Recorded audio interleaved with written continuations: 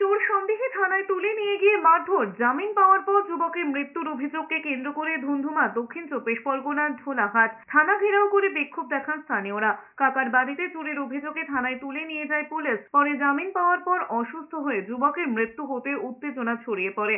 পরিবারের অভিযোগ, থানায় মারধরের জেরেই মৃত্যু হয়েছে যুবকের।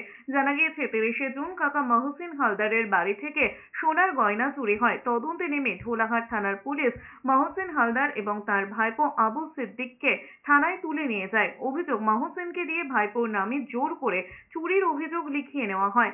এরপর 4 জুলাই আদালতে জামিন পান আবু সিদ্দিক। এরপরে গুরুতর অসুস্থ হয়ে পড়েন আবু। তাকে প্রথমে মথুরাপুর, ডায়মন্ড হারবার এবং পরে চিত্তরঞ্জন হাসপাতালে নিয়ে যাওয়া হয়। এরপরই একটি নার্সিং হোমে ভর্তি করা হয়। সেখানেই সোমবার মৃত্যু হয় আবু সিদ্দিকের।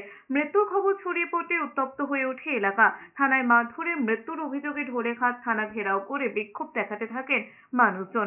যদিও সুন্দরবনের পুলিশ সুপার কোটেশ্বর রাও জানিয়েছেন, আদালতে পেশ করার সময় শারীরিক কোনো সমস্যা ছিল না যুবকের। পরিবারের অভিযোগের ভিত্তিতে বিভাগীয় তদন্ত শুরু করেছে জেলা পুলিশ।